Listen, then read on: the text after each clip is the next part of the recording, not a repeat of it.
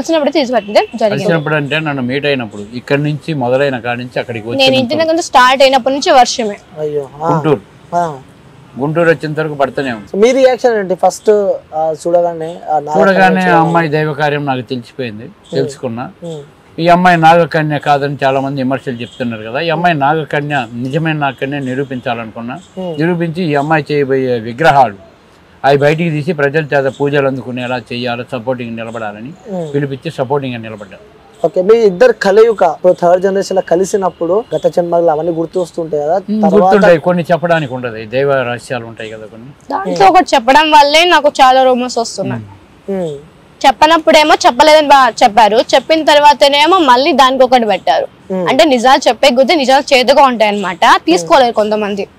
ఆ నిజం చెప్పింది నేను, తర్వాత తీసుకోలేంది వాళ్ళు. లైక్ ఇప్పటిదాకా మీరు చెప్తూ ఉంటే నేను మగధీర సినిమా చూసిన ఒకటి, మగధీర మిత్రబింద మగధీర ఇద్దరు కలిసినప్పుడు ఇలా పెట్టుకున్నప్పుడు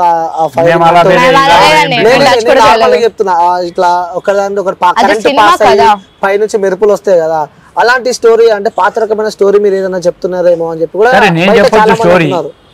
నేను స్టోరీ చెప్పొచ్చు అనుకో. అమ్మాయి ఎలా చెప్తుంది? అదే సేమ్ అనేది తనకి నాకు ఎలా గుర్తుందండి. అంటే ఇద్దరు కలిసి తను ఉండేది గుంటూరు, నేను ఉండేది హైదరాబాద్. నేను ఇంతవరకు ఇద్దరు చూడలేదు, మీరు కావాలంటే ఎంక్వైరీ చేసుకోవచ్చు. ఫస్ట్ మా మమ్మీనే వినండి. అంటే మీ ఇంటర్వ్యూ వాస్తవంగా కొన్ని క్వశ్చన్ అడుగుతున్నామా, ఎందుకంటే చాలా మంది డౌట్స్ ఉన్నాయి. పౌర్ణమి రోజు అసలు ఏం జరుగుతుంది మీకు? అంటే పౌర్ణమి రోజు కుబుసం వదులుతానని చెప్పాను. అంటే నాకు ఊడిపోతుంది, అది నేచర్ వల్ల. అంటే ఇంకా పాములకి నేచర్. తర్వాత వచ్చేసి నాకు దేవుడు నేచర్ ఇచ్చింది వాళ్ళకి అన్నిటికీ. నాకు పౌర్ణమికి కుబుసం వస్తుంది, రాలిపోతుంది.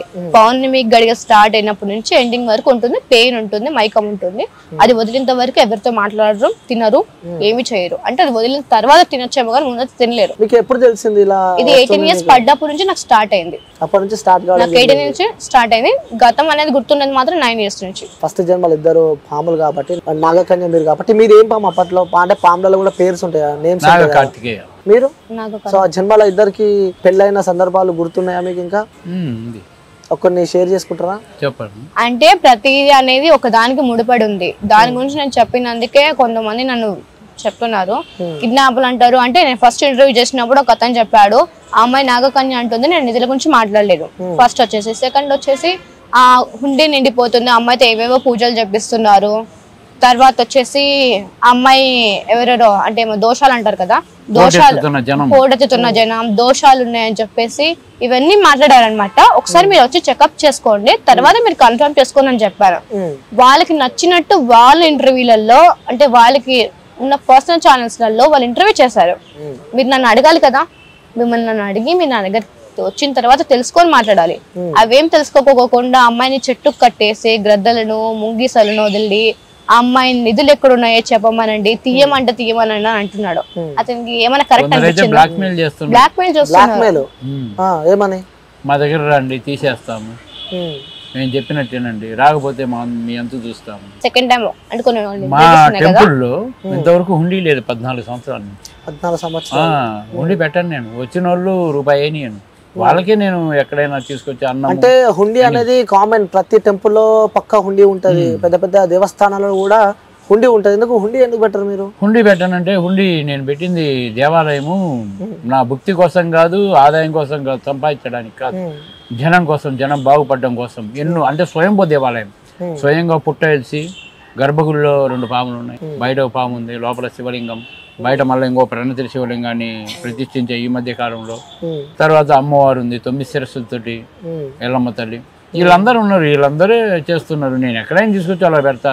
బీదోళ్ళకు, ముసలోళ్ళకు బాగాలేకపోతే ఇంజక్షన్ వేపిస్తా, టాబ్లెట్ తెచ్చిస్తా, చీరలు ఇలాంటి పంచుతుంటాను. నేను అన్నదానాలు ఎక్కువ. నాకు ఏ రూపాయి నాకు ఎవరైనా ఇచ్చినా కానీ అదే పెడతాను. నేను వస్తుంటప్పుడు హైదరాబాద్ 3 రోజులకు 4 రోజులకు పిలిపిస్తుంటాను నన్ను. వాళ్ళు కార్లకి ఎంతైనా పెడతారు ఖర్చు. నేను రూపాయి అడగని తీసుకోండి. అంటే నార్మల్ గా మనం చూస్తూ ఉంటాం లైక్ గురువులు కానీ లేకుంటే పూజలు చేసిన వ్యక్తులు కానీ బ్రాహ్మణులు కానీ సో పెద్ద పెద్ద వ్యక్తులకు కూడా ఉంటాయి మెడల చైన్ లాంటివి అలాంటివి ఉంటాయి. మరి మీరు చూస్తే చాలా సింపుల్ గా ఉన్నారు. సింపుల్ గా అంటే నేను గురువుని కాదు, ఓన్లీ ఒక భక్తుని, సేవకుని. నాకు గురుపదేశం లేదు, ఏదో వాళ్ళు చూపిస్తున్నారు చెప్తున్నా అంతవరకే. ఇది అనేది వేషాధారణ, ఆర్భాటం కోసం, భక్తి కోసం, కోటి కొరకు కోటి విద్యలు అనేది. ఆ సమయానికి వస్తారు, ఆ సమయానికి మారుస్తారు. ఒక పాదయాత్ర వేసేటప్పుడు నేను మారుస్తా బట్టలు, గుళ్ళో ఏదైనా చేసినప్పుడు మారుస్తా. మిగతా టైంలో నేను సింపుల్గా ఇలానే ఉంటాను. ఇప్పుడు ఈ యంత్రాలు మనం కాపాడతాయా, ఈ రుద్రాక్షలు మనం కాపాడతాయా? దైవం రాసిన లిఖితమైన రాత ఉన్నప్పుడు మనం ఎప్పుడు చచ్చిపోవాలో దేవుడు రాస్తాడు కదా, మనిషి చచ్చిపోయేది ఒకసారి కదా.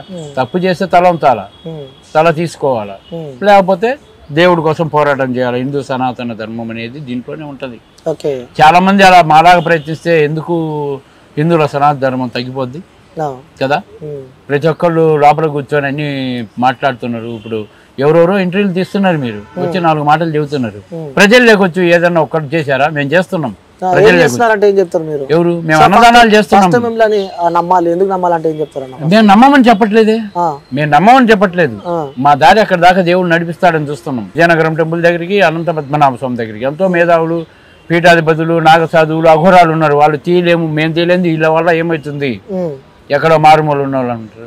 మారుమూలు ఉన్న ఎక్కడెక్కడో వచ్చాం కదా ఇక్కడికి, అక్కడికి మమ్మల్ని తీసుకు పరీక్షించమను. లేకపోతే అక్కడికి పోవడానికి ప్రయత్నించాలి. ఒక కొన్ని వాయిస్ రికార్డింగ్ నేను వినడం జరిగింది. సో నిజంగా నాగం పాము అప్పుడు ఆ గుడి వదిలిపెట్టుకుంటా అని చెప్పి కూడా గుడికి సంబంధించిన వ్యక్తులు కాదు. అతను ఏమన్నాడంటే కెమెరా ముందు పామై చూపించు, నేను గుడిని వదిలేస్తా.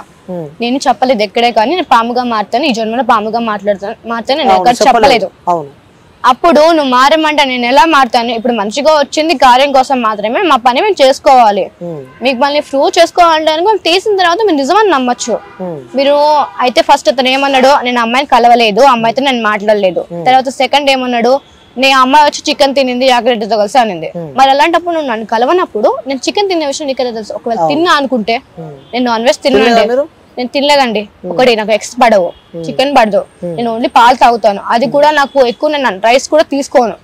నేను అప్పుడప్పుడు మాత్రమే రైస్ తీసుకుంటాను. నాగమ్మ తల్లికి ఎగ్స్ పడితే కదా అమ్మవారికి ఏదో మామూలు బాగుందంటాయి. దైవత్వం ఉన్న వాళ్ళు ఎగ్స్ అంటే ఎగ్స్ లో కోడి ఉంటుంది కదా, కోడి పెడుతూ ఉంటారు. వాళ్ళ మూఢనమ్మకాల నుంచి పెడుతుంటారు. అనాది కాలం నుంచి వచ్చిన ఆచారం కదా అది. పాలు బస్తరు, గుడ్లు పెడతారు, సలివిడి పెడతారు, సద్దలు పెడతారు. ఇప్పుడు మేము ఏమనుకునేది అంటే మీడియా ముందు, ప్రజల ముందు సమక్షంలో తీయాలి. తీసి అభిషేకాలు జరిపించి పునఃప్రతిష్ఠ జరిపి, ఒకవేళ మీరు ఇంత ఫైట్ చేస్తున్నారు కాబట్టి ఒకవేళ అక్కడ లేకపోతే మాకు ఏ శిక్ష విధించినా దానికి మేము సిద్ధమే. పక్కా అంటారు. పక్కా. అది టెంపుల్ కూలగొట్టేది ఏం లేదు. ఆలోచించే మాట్లాడుతున్నాం. 16 సంవత్సరాల నుంచి పోరాటం ఇది. ఒక్క రోజు కాదు. ధ్యానాలు చేసుకుంటూ మా పనులు మేము చేసుకుంటూ ఎవరి దగ్గర రూపాయి తీసుకోకుండా. ఇప్పుడు టెంపుల్ దగ్గర కాదు, టెంపుల్ ముందుంది. ముందున్న దాన్ని తీయడానికి ఇవ్వచ్చు పర్మిషన్. టెంపుల్ కూడా కట్టాలి. టెంపుల్ కింద లేనే లేదు అది. అంటే మీకు ఎలా తెలుస్తుంటది అక్కడ ఆ ప్రదేశంలో? మేమే కదా పెట్టింది. మాకు గత జన్మ గుర్తొచ్చింది కాబట్టి మీరే పెట్టారు. ఏమేమి పెట్టారు చెప్పండి. ఇప్పుడు ఆ ప్రదేశంలో ఏం పెట్టినారంటే ఏం చెప్తారు? శివలింగం ఉంది, దేవుడు సంబంధించి ఉన్నాయని చెప్పిన. అందుకన్నా నేను ఏ విషయంలో గుప్త నిధుల గురించి ఎక్కడా మాట్లాడలేదు. కావాలంటే మీరు చూసుకోండి మళ్ళీ. ఇప్పుడు మీరు ఇక్కడ ఈ ప్రదేశంలో ఉన్నారు కాబట్టి ఇక్కడ చుట్టుపక్కల ఏమన్నా ఉన్నాయా? లేవు. మీరు ఎక్కడెక్కడ పెట్టినారు? అప్పుడు మేము అక్కడ పెట్టింది నేను చెప్పానండి. అది ఒకటే మేము పెట్టింది. ఇద్దరు కలిసి పెట్టినారా? శివలింగం మేము చేసే పూజ శివలింగమే అది. అప్పుడు దాని వెళ్ళిపోయింది. సో ఇవన్నిటికీ సరే నేను నమ్ముతున్నా కాబట్టి సో జనాలు కింద కామెంట్లు జనాలను పిచ్చోళ్ళని చేస్తున్నారా? ఎలా గుర్తొస్తుంది అంటే అంత పిచ్చోళ్ళ కనిపిస్తున్నారా? సరే, జనాలను పిచ్చోళ్ళని చేస్తే మాకు ఒరిగేది ఏముంది? మేము చేసే పనులకు మా పనులు వదిలేసి దీంట్లోకి రావాల్సిన పని లేదుగా. అనంత పద్మనాభ స్వామికి ఎందుకు టార్గెట్ పెట్టాం? దాని వల్ల ప్రళయం వస్తుంది, ప్రజలు నానాకు ఇబ్బంది పడుతుండే, అనేక వైరస్ వస్తుంది. దాంట్లో ఉన్న ఒక శక్తుల ఆహాకారాలే శక్తి రూపంలో వచ్చేసి జనం. ఇప్పుడు అరుంధతి సినిమా చూసారా? వాడు సమాధిలో ఉన్నాడు, వాళ్ళలోంచి వచ్చిన గాలి జనాలను ఎంతటి వైరస్ చేస్తుంది. అలానే ఇది జరుగుతుంది. ఆ టెంపుల్ తీయొచ్చు కదా, మరి ఇంతమంది పెద్ద పెద్దోళ్ళు మేము వెళ్తామంటున్నాం కదా, మరి తీయలేకపోతే మమ్మల్ని లోపల తోసేమను డైరెక్ట్ చెప్తున్నారు. డైరెక్ట్ చెప్తున్నాం. మమ్మల్ని ఏం చేసినా సరే మిమ్మల్ని ఒక్కరోజు నాగబంధాలు ఏందో మేము చూసుకుంటాంగా. అంటే మాకేం మంత్రాలు రావు, వేదాలు చదవలేదు, ఏం చదవలేదు, ఓన్లీ జ్ఞానం. జ్ఞానం గుర్తొస్తుంటా మనం పడుకున్నప్పుడు పోయిన జన్మల అవన్నీ ధ్యానం చేసినప్పుడే ఇప్పుడు ఒకసారి గుర్తొచ్చినప్పుడు త్యాపకు గుర్తు రావాల్సిన పని ఏం లేదు. మనం చేయబడిన పని రేపటి విషయం ఏంటి చెప్పేది. ఇక్కడికి ఆజ్ఞ ఉంది కాబట్టి మేము రాగలిగాం. ఎక్కడెక్కడో స్టూడియోలు అందరు పిలిచారు కానీ నేను అక్కడికి రాను. ఇక్కడికి రావాలంటే ఇక్కడికి ఎవరు వస్తారని వాళ్ళ అమ్మగారు అన్నారు. లేదు వస్తారు ఖచ్చితంగా, శివాజ్ఞ లేదు సీమైన ఉంటుంది కాబట్టి శివాలయం కాబట్టి వస్తారన్న.